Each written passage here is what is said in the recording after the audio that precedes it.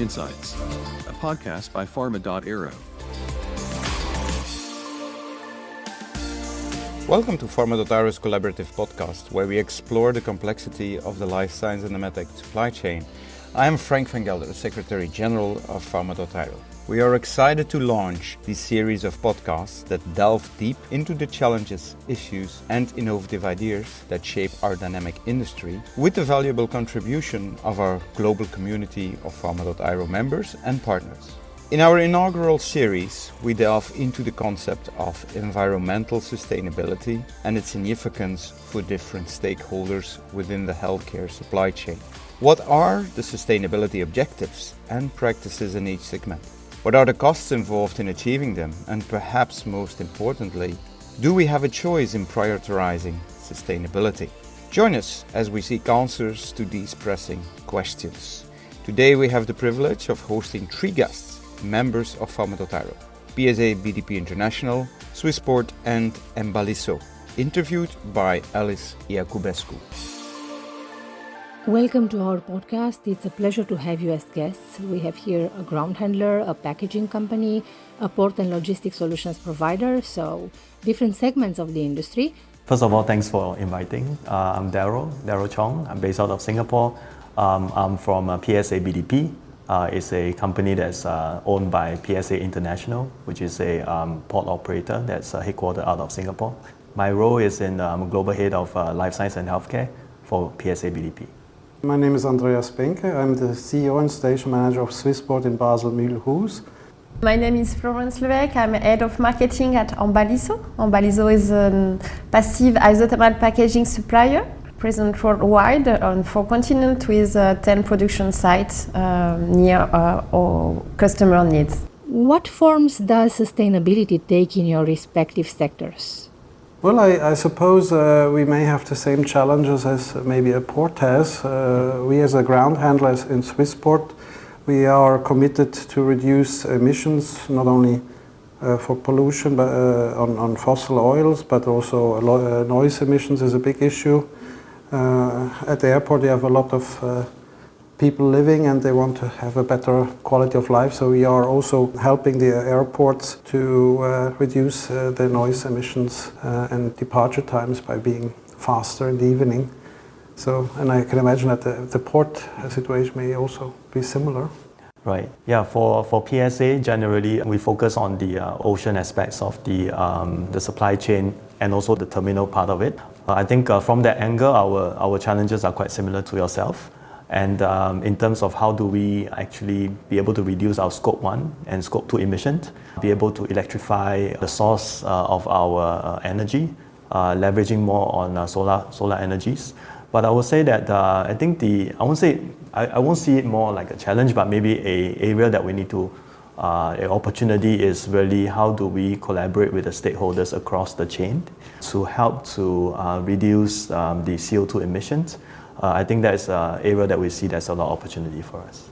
Florence? So I see one common point with your sustainability problematic is the energy consumption. So isothermal packaging producer, we use some energy and we are working with geothermal energy as our headquarters and main factory to lower CO2 emission. And we have 2 other main pillars of our sustainability strategy. The first one is the recycling and the reuse of all our waste. So we compact everything and reuse them either for other industry, we send them to another factory as they use it as a fuel. And the main part of our sustainability strategy is the reuse of isothermal packaging. So we have developed very lightweight products that can be flat packed. And we have developed all the supply chain to help our customer collect the packaging at end destination and bring them back where we need it. And we organize it everything is organized by EMBALL'ISO and not by the customers. We have many services centers worldwide, and we are also partnering with partners, and we are able to collect isothermal packaging in more than 80 countries. And when we collect them and when we have to ship them back to our nearest service center where we need it. We don't ship them by air freight, we ship them by sea freight. So we consolidate all the shipments, fill a container, wait to have enough products to fill a container so as to lower CO2 emission. Because the impact of CO2 emission is really lower with sea freight than with air freight. So that's how we are able to calculate that when you use one of our main products, the pallet shipper, when you use it as a one time, or if you reuse it, you win 91% CO2 emission. Because production emissions are divided by the number of use and also end of life. And as the collection CO2 emissions are very low with sea freight, it's really a win-win business for the environment and also on a cost perspective for our customer. And it's really something that is spreading, and we have a very big demand. We increased by 100% the number of pallet shipper we collect since 4 years. Darrel, this conversion from air to sea sounds like an opportunity for PSA. Yeah, I wanted to jump in when Florence talked about the conversion from air to ocean, and I hope that doesn't reduce too much volume on the air freight handling side. But we see as opportunity working together with the air terminals to create intermodal solutions. And I think one of the challenges that we see in the industry and the life science and healthcare industry is that I think many of these companies are looking at achieving their sustainability goals and especially their overall CO2 emissions. And for some of the companies that are shipping quite a fair bit on air freight, I think one of the immediate opportunity is how do I actually convert from air to ocean? Just like what Florence is saying, that how do I wait and consolidate before I ship on ocean with fairly full containers. So the challenge with the shippers is that I think the temperature sensitive products are potentially, as they ship on ocean, a black box that they see in that whole supply chain of ocean end to end is really at the terminal side, because there is this process of unloading your boxes from the ship, and at the moment you unload is unplug. Right, so the reefer container is really unplugged and it's not powered at that point in time. So there is a moment where it's not powered. So if it's not powered for too long, then it can lead to product damages and excursions. So the terminal side actually could play a role there to help to provide a solution in making sure that the unplug time is really limited to a certain level. Yeah, so that more conversion can take place to help them to reduce the CO2 emissions. Andreas? As a ground handler at airports, we have different segments. You have the passenger services, you have the cargo services, you have lounges. And basically in every segment there's a big potential in reducing waste or reducing emissions. One of the goals of Swissport is to reduce the fleet with fossil energy to 55%, meaning 55% would be electrical driven GSE, ground service equipment. Another factor is to reduce the CO2 emission by 42% by 2032. This is more from the engine part, but there in the lounges, for example, we are putting away the plastic cutleries. We are having food waste measuring tools. So there's really a big selection of initiatives that we are taking to reduce waste and reduce CO2 emissions.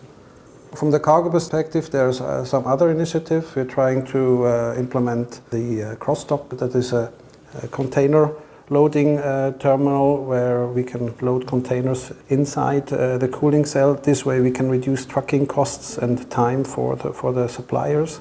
Yeah, and also what I wanted to add is some initiatives, how little they are, they can make a big impact. We are, for example, banishing all PET bottles at the airport. We have put water fountains, that's 5 tons of PET bottles a year produced by our employees that we can reduce. Yeah, there's quite any initiative that helps we are trying to do. How do you see sustainability from the financial perspective? Is it expensive? Do you see it as an investment? How do you perceive it cost-wise? I can speak now for Basel, Mulhouse Airport, where the airport says we want to be emission net zero by 2030. Not the airplanes, but the airport itself, including the participants on the floor. And then you also have the legislation from EU and from France, where they say you have to replace your fleet by 2030 as well with electrical engines. Of course, investment is huge. We have quite a big capital bound business, and the subsidies are not always there where they should be. So yeah, we have to do it, and sometimes change the engines earlier than we're supposed to do. They haven't reached a life cycle yet. You have to replace them. So these are the challenges. The framework is sometimes not very clear. You do have engines that you use only 1 hour a day, and you don't want to replace them because the usage is not there, but you must have them.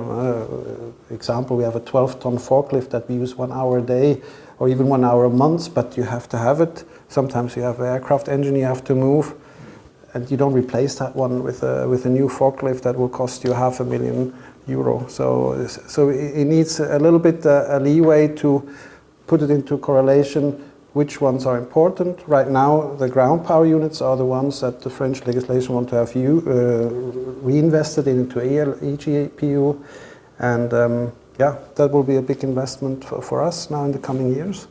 But I guess this is for you also. You have a lot of capital bound in your business, right? I think from our perspective, surely there's a cost involved in the leveraging and using more of the greener fuels.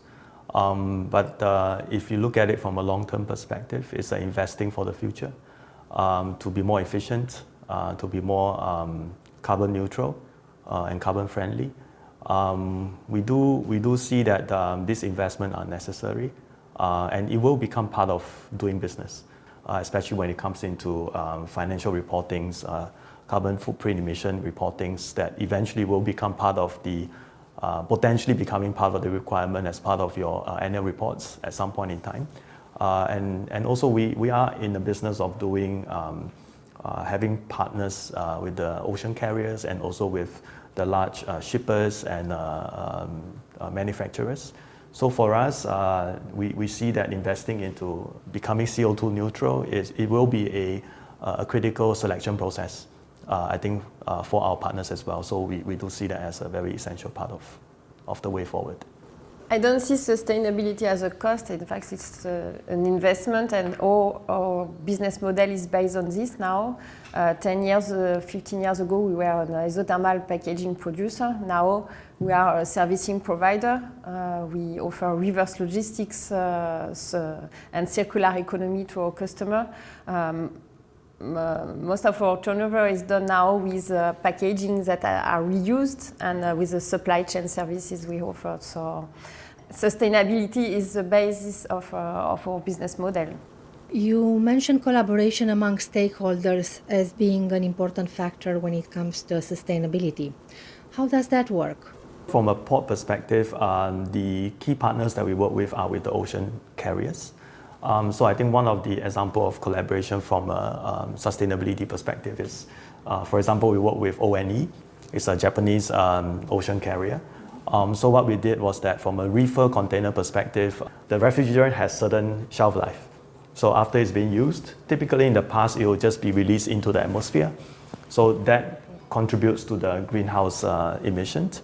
So instead of just releasing it, we extract it, we process it, reprocess it, we clean it, we test it, and once it's tested to be reusable, we actually put it back to the reefer for reuse. So in that sense, we are actually reducing the emissions by about one reefer.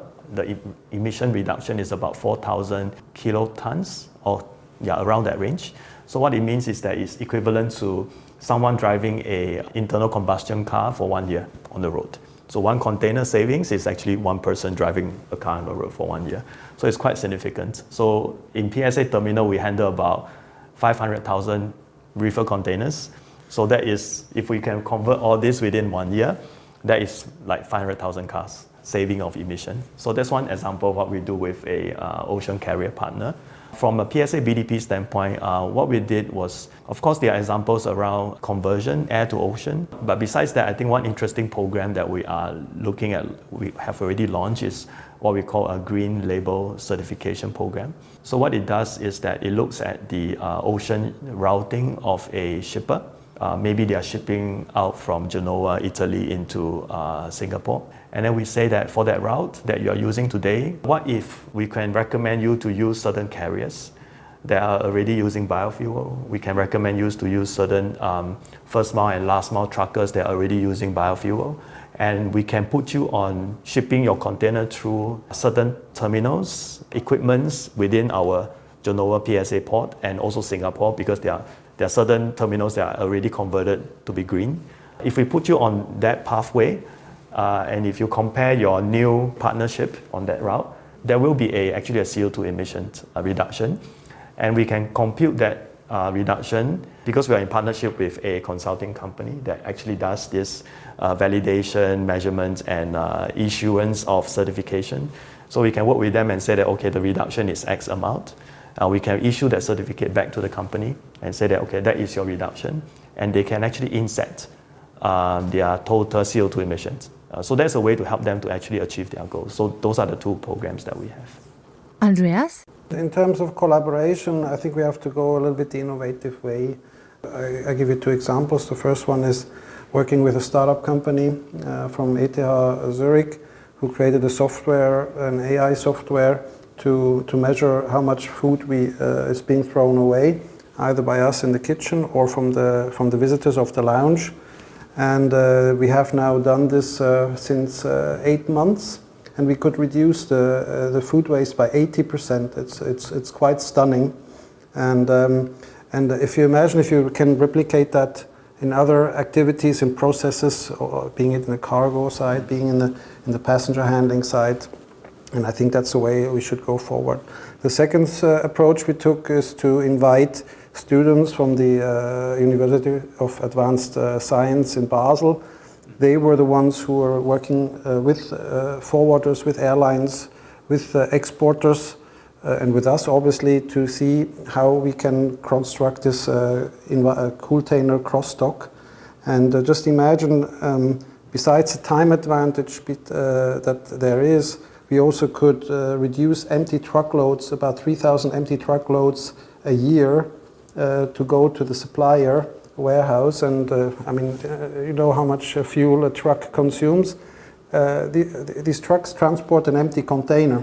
So this is basically what you like to avoid, to have empty runs, except it's in a reverse cycle, but this is not in a reverse cycle. So I see there that we could contribute with that project, cutting time, cutting CO2 emissions, and also at the end even cost.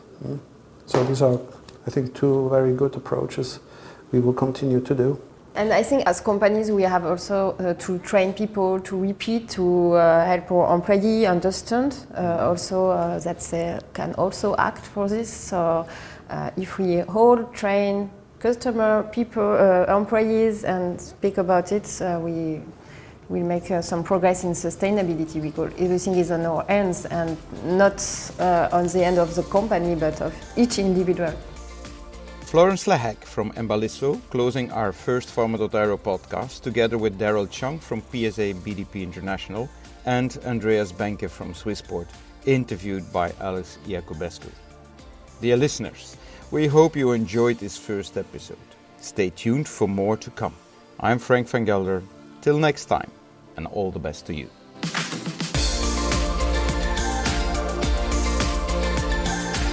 Insights, a podcast by Pharma.Aero.